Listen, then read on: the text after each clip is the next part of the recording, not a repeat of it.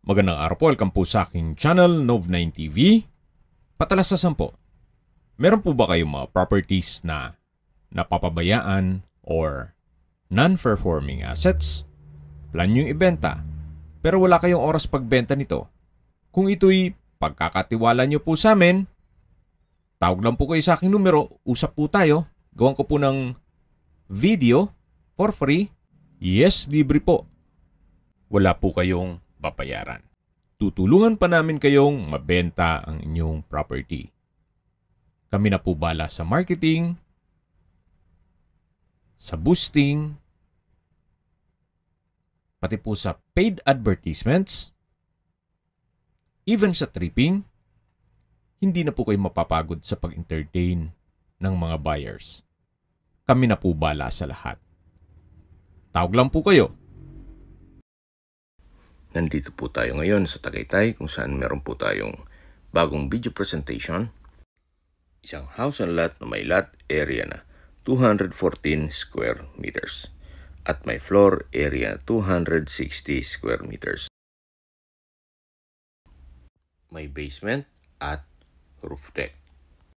Ito po yung nasa loob ng isang subdivision na meron pong 24 hours security. Napakatahimik po ng lugar, sariwang hangin, at malamig po ang klima. Nakabakod na rin po buong property at meron pong steel gate. Samahan niyo po ako, pasok po tayo. So, ito naman po yung garahe. Nakakasya ang dalawang sasakyan at naka-tile flooring po ito. Yan po yung balkonahe. At dito naman po ay yung garden na may mga ornamental plants. Napaganda po ng disenyo. At meron pong garden. May mga pathwalk na rin po papunta sa likod ng bahay. So ito po yung garahe at dito naman po yung main door. Kung saan ito yung meron pong aluminum screen door at solid wood door. Welcome po dito sa bahay ni Ma'am at Sir. Dito naman po sa gilid ay meron pong customized awning type window na may security grill. Then yung ceiling po ay naka-rafter type design. Ito po yung living area o salas. Then meron pong mga sliding glass windows na may blinds. At ito naman po yung hagdan. Malapad po siya, papunta yan sa second floor. Dito naman po meron pong access door na naka-solid wood at meron pong screen door. Papunta naman dito sa setback. Yan po yung papunta dun sa harapan ng bahay at ito naman yung hagdan papunta sa basement. Mamaya po iikutan natin yan. Nakabakod na rin po buong property. At dito naman po yung dining area at kitchen. Naka-tile flooring na rin po ito. Ang kagandahan po dito ay meron pong mga customized windows kaya napakaliwalas at may blinds na rin. Meron din pong breakfast nook with pendant lamps. Then naka-built-in na rin po yung gas range dito sa kitchen countertop at meron pong range hood.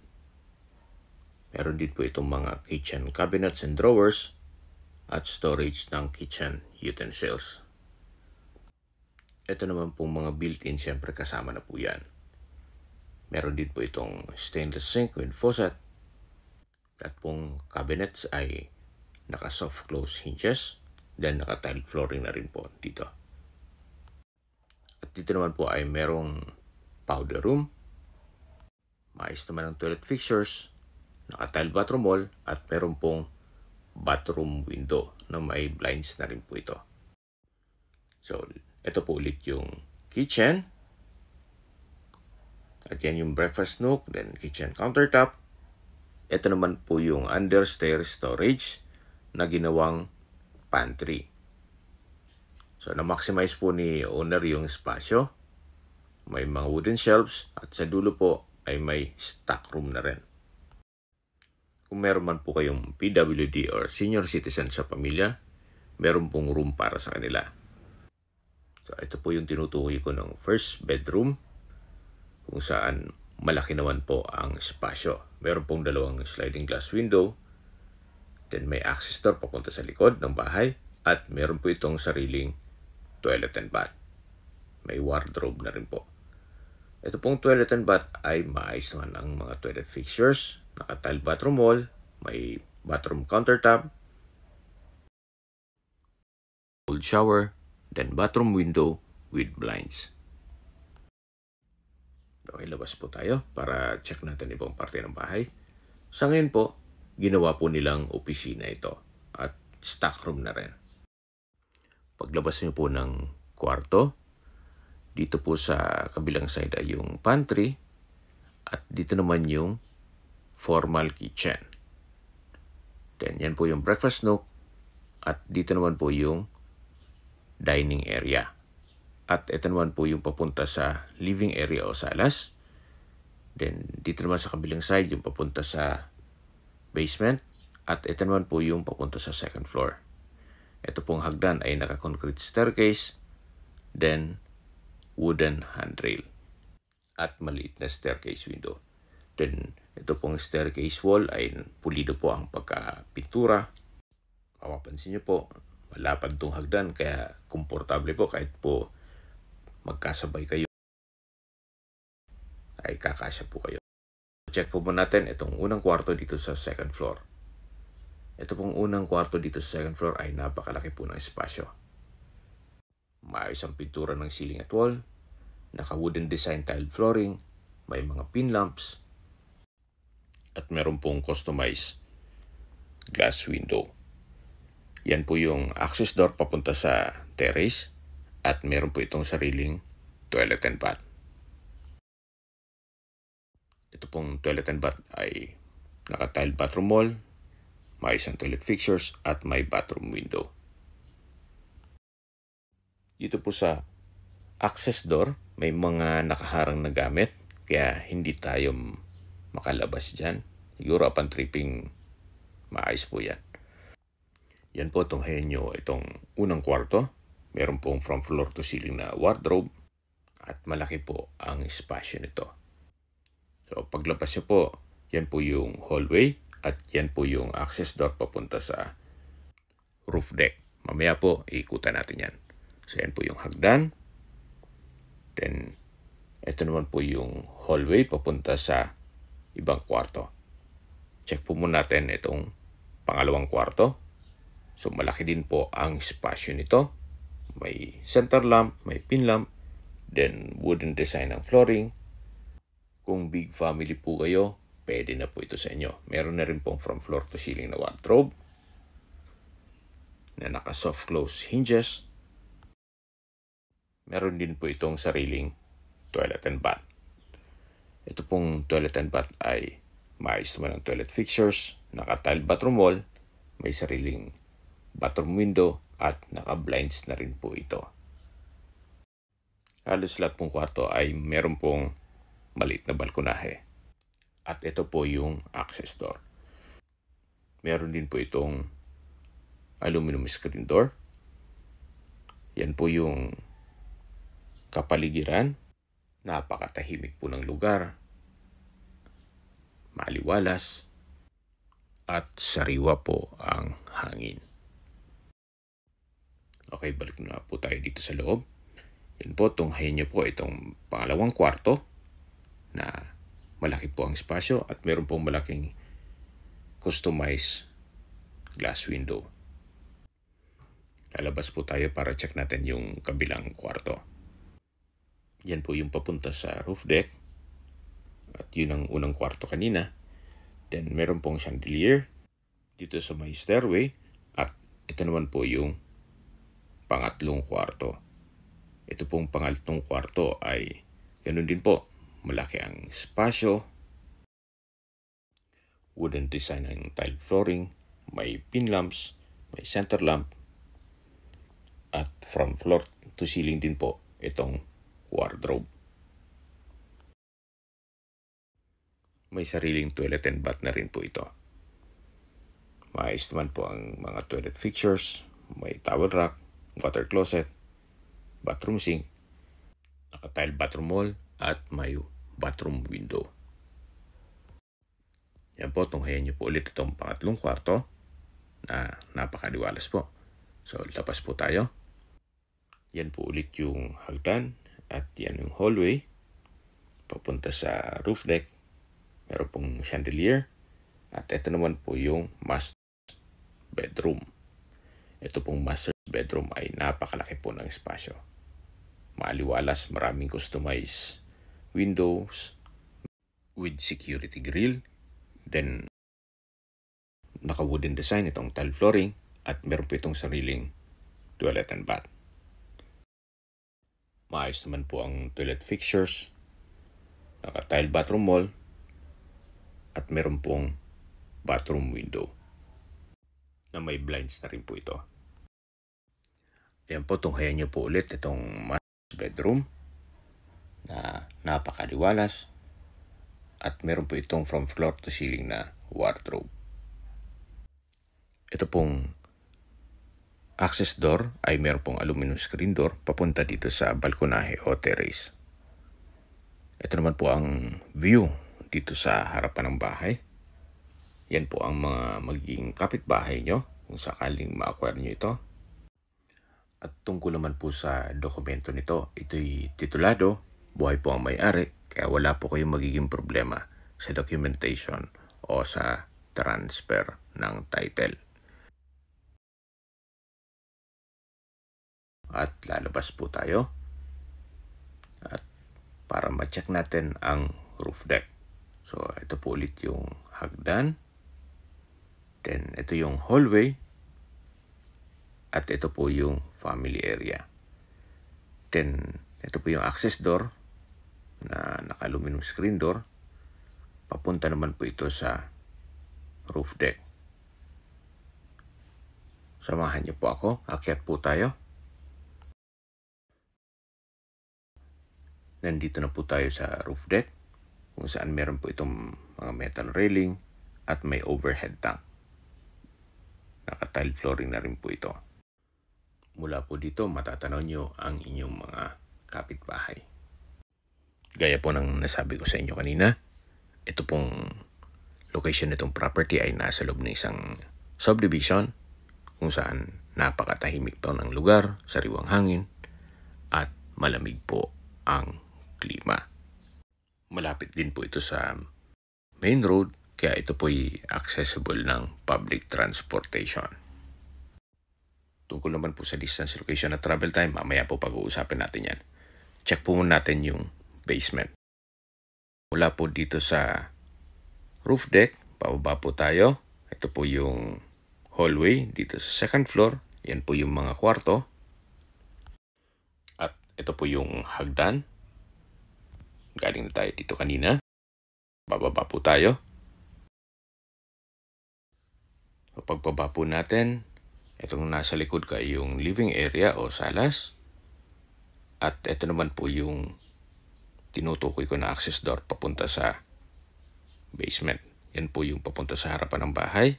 At ito naman yung hagdan papunta sa basement. Naka-concrete staircase na rin po ito. Then, metal railing. Meron pong mga pocket garden sa kanto nitong concrete fence. Then, ito pong basement ay napakalaki po ng espasyo. Pwede pong gawing music room, game room, or entertainment area. Dito po sa dulo ay meron pong jacuzzi. Kung medyo stress kayo sa trabaho, pwede mag-relax dito. Or kung pwede nyo rin po itong i-convert sa Airbnb para maging income generating. Total, hindi naman po kailangan pumasok pa sa loob ng bahay. May sarili po itong daan papasok dito sa basement. Meron po itong sariling toilet and bath. Maayos naman ang toilet fixtures, naka-tile bathroom wall, at meron pong overhead shower. Meron din po itong bathroom window with blinds. Kung sakali pong nasa ibang bansa pa po kayo at hindi nyo pa naman kailangan, pwede naman po itong maging income generating itong area to pag pinasok nyo sa Airbnb. So, paglabas nyo po, meron pong setback naman dito, then another stairs. Akyat po tayo. Samahan nyo po ako. Pag akyat nyo po dito, ay ito po yung sa likod ng bahay. Na may mga patwalk, then ito yung concrete fence. Ang labas naman po nito ay yung garahe. At ito naman yung papunta sa formal kitchen. Ito naman po yung part ng first bedroom dito sa ground floor. Ito po yung covered car garage na kakasya dalawang SUV at yan po yung steel gate o entrada ng bahay. Recap po tayo sa mga mahilig mag-skip ng video. Ito po yung para sa inyo.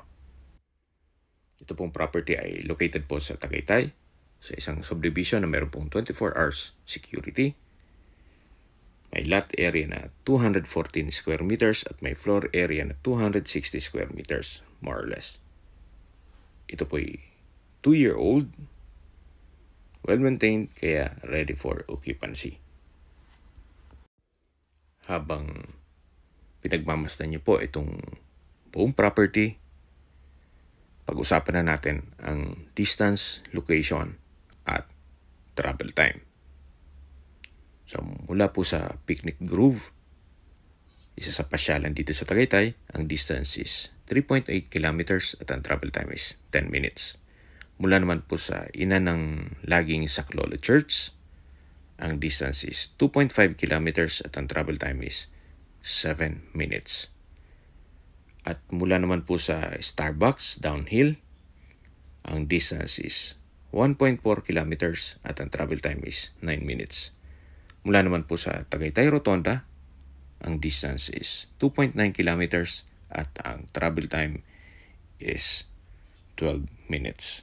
Sa Tagaytay Rotonda po ay kumpleto na rin gaya ng mga malls, hotels and restaurants, banks, supermarket, schools, church, at hospital. Yan po yung lagi kong binabanggit sa inyo na dapat nyo i-consider sa paghanap ng property yung meron pong malapit na hospital. Hindi ko naman po sinasabing sakitin kayo. Yun naman po ay for emergency purpose lang naman. At mula naman po sa Calac Silang Interchange, ang distance is 16.9 kilometers at ang travel time is 54 minutes. Bakit po lagi kong binabanggit ang Calax or Cavite Laguna Expressway? Ito po ay isang proyekto ng ating gobyerno na kung saan ang Calax po ay connecting South Luzon Expressway, Skyway, all the way to North Luzon Expressway at ibang parte ng Metro Manila. Once na matapos po yan, mas mapapabilis na po ang biyahe papunta dito sa Tagaytay. Mula naman po sa airport, ang distance is 56.4 kilometers at ang travel time is 1 hour and 52 minutes kasama na ang traffic. Okay, sa presyo na po tayo. Binibenta po ito ni owner sa halagang 18.8 million pesos net. Ibig pong sabihin, si buyer na po ang sasagot sa lahat ng taxes at expenses with regard to documentation. Kung may mga katanungan po kayo or gustong magpaset ng tripping dito sa property ito, tawag lang po kayo sa aking numero. At sa mga kababayan naman natin na sa ibang bansa, meron po akong Telegram. Sa mga iPhone user man may iMessage. Meron din pong Imo, Skype, Viber at WhatsApp. Same number lang po, 0917-316-3399. Sa mga nagtatanong naman po ng aming Facebook, meron po aming Facebook page na Nov9TV at Facebook Real Video. Meron din pong TikTok at Instagram. May ibang YouTube channel po kami, the Nov9TV channel, Nov9TV Listings, Nov9TV On The Spot, Nov9TV Updates, at Nov9TV House Rental. Sana po naibigyan nyo ang video presentation. Paki-like and subscribe na lang po sa aking channel para ma-update din po kayo sa aking future listings. Kung sakali po hanap nyo yung mas malaking sukat ng lupa, meron din po kami ibang listings na pwede nyong pagpilian. Huwag po kayong mag-atubiling tumawag sa amin. Then, let us know your budget para malaman namin kung anong property pwede naming ilog sa inyo. Sa lahat pong viewers, subscriber at nagtiwala po sa amin. Salamat po sa suporta. Ingat po kayo lagi at yung pamilya. Maraming salamat po.